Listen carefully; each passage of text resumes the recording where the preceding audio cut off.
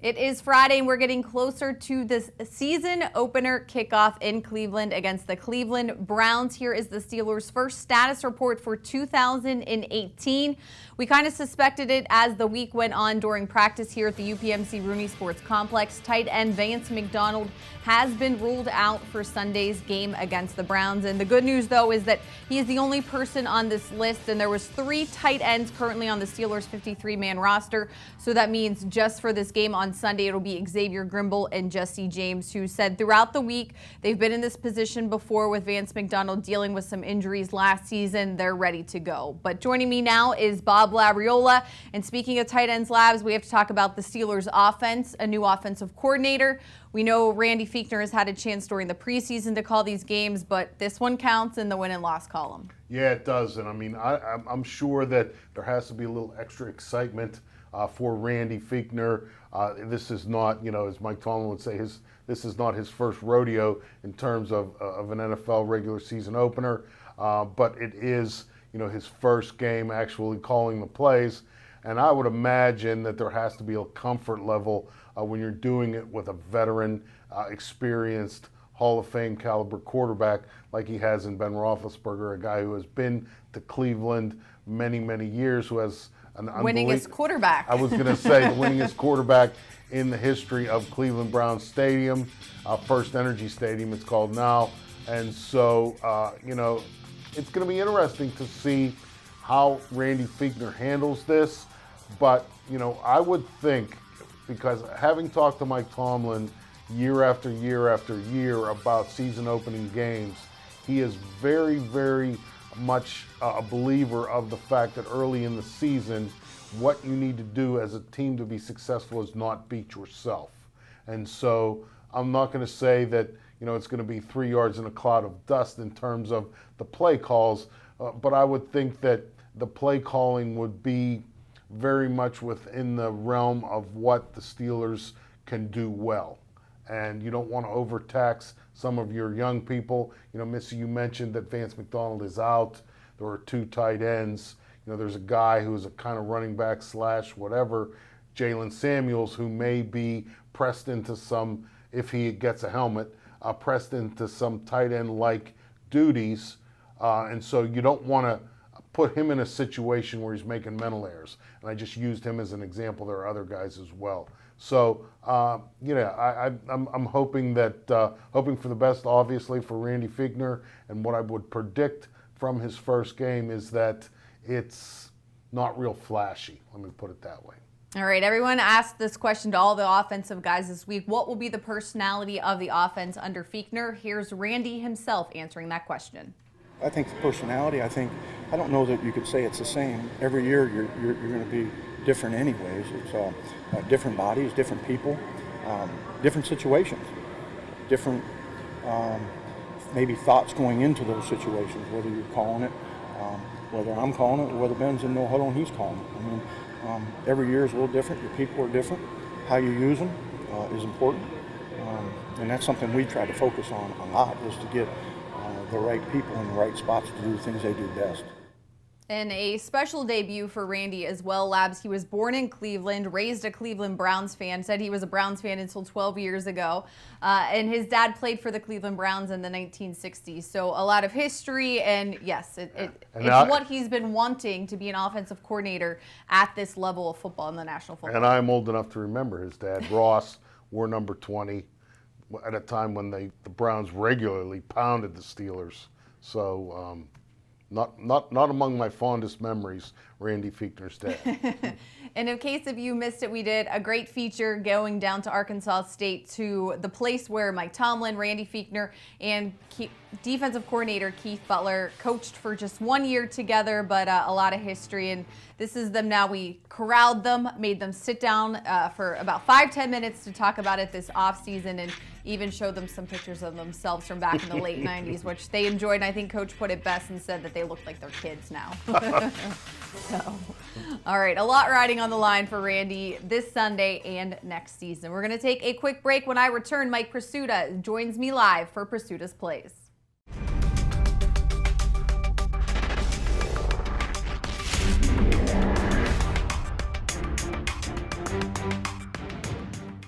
All right, it is Friday, and that means it's time now for Prisuta's plays. Here's Mike Prisuta with a look at the Cleveland Browns. Thanks, Missi. It is the season opening week, and it's a familiar opponent for the Steelers, the Cleveland Browns. And a good theme for the Browns this year as it relates to the Steelers is familiar faces in new places. Let's get right to the video highlights. One of the new guys in Cleveland, wide receiver Jarvis Landry. This is just a little flanker screen. He makes cornerback Jalen Mills miss out on the edge, and he turns it into an 11-yard gain. Landry led the NFL with 112 receptions last year. The Browns are going to throw to him a lot. This is a goal line sequence later on against Philadelphia when they tried to throw it to him 3 times from the 1-yard line. He's going to get the ball. He plays with a competitive edge. If you watched Hard Knocks, you saw new offensive coordinator Todd Haley pleading with Landry to be a leader because the Browns need him to be that. Here's another guy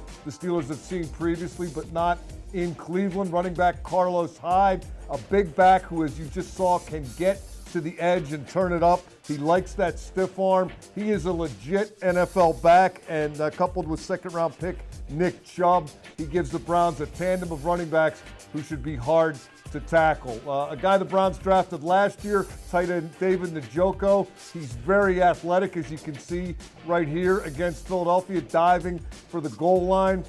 He's not much of a blocker, but he's got size and athleticism. He can move, and this is also the type of pass that quarterback Tyrod Taylor should excel at, a controlled short pass. This guy we've seen plenty of last year, even though he was injured a lot of the time in Cleveland. Myles Garrett arrived on the scene with authority a season ago, and this is what he can do. He can shed the tackle and get to the quarterback. He can come up the middle.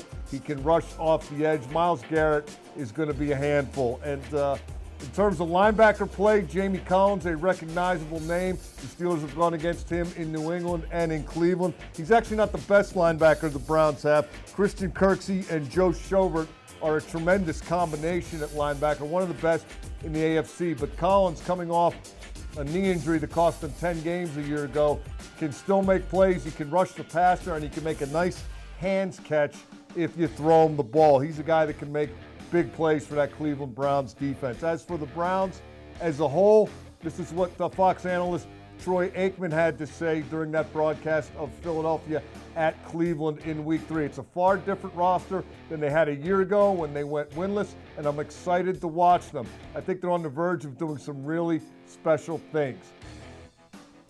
Aikman might have been overstating it just a bit. I don't know if I'm excited to watch the Browns, but I'm curious to see how this turns out in Cleveland. There are a lot of different players who we've seen do things in other places. We'll see soon enough what they can get accomplished in Cleveland. That is your Week 1 edition of Mike Prisuta's Plays to Ponder.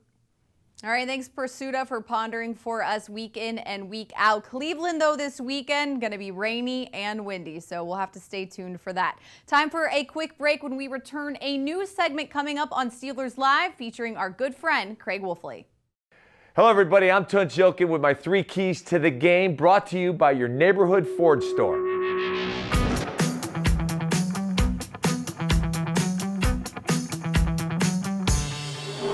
Key number 1 is come out of the gates fast. Now, there's a lot of hope in Cleveland because of the free agency signings, because of the draft. You even heard Hugh Jackson on Hard Knocks say this is going to be the greatest turnaround in the history of the NFL. It's going to be a hostile environment. I played in Cleveland Stadium 14 times. Those fans are intense and they are loud. You got to take them out of the game, and you have to let the Cleveland Browns know they're still the Cleveland Browns. If you jump on them early, you take away the hope, and they start thinking, uh-oh, this is the same old Browns. That's what you want to get them thinking. If you give them hope, they can build on that hope. So you got to squash it by starting fast, starting early. Key number 2 is on the offensive side of the ball. When you look at the Cleveland Browns, most of their stars are on the defensive side of the ball. And Greg Williams wants to bring pressure. Sometimes he'll do that through blitzing, and sometimes he'll just do that with his front 4. And when you're looking at that front 4, the one guy that you got to stop is Myles Garrett. He's the right defensive end. Sometimes he's in a track stance, he's way wide out, and sometimes he's in a two-point stance. Whether he's in one or the other, he's coming after the quarterback. He's going to play the run on the way to the quarterback. He's thinking sack, sack, sack. He's had a tremendous preseason. He's run over every offensive tackle that he's faced. We got to get right after him. Sometimes go at him with power plays, take the sting out of him. Sometimes you run draws at him, and sometimes you run screens at him. What you want him to do is to play flat-footed. Sometimes you got to give Al a little help. Chip him with the running back when he's going out. Sometimes you put the tight end outside. But one of the things you want to do is to stalemate him, because he can change the whole complexion of a football game. Key number 3 is on the Steelers' defensive side of the ball. They've got some weapons on offense. Jarvis Landry, he's a tremendous receiver, runs great route. He plays with a chip on his shoulder. They got Carlos Hyde from the San Francisco 49ers. He's a decent running back. But the guy that I'm most worried about is Tyrod Taylor because of his scrambling ability, which means the focus needs to be on the back end. You have to plaster your coverage. The Cleveland Browns offensive line is not very good, so it collapses. And the thing about Tyrod Taylor, he is a tough guy. He does a great job of moving around in the pocket. He also does a great job of throwing the ball with people in his face. The other thing that he's really good at is faking the handoff, play action pass, rolling out, booting both ways. And you know what? He throws the ball just as good going to his left side that he does going to his right side. So on the back end, when you think he's running, don't come off your coverage, because he's always looking downfield to make a play. And if there is no play, then he's going to tuck it and run. And that doesn't bother me that much, because you can make a play on it. I'm Tunch Ilkin, and those are my 3 keys to this game.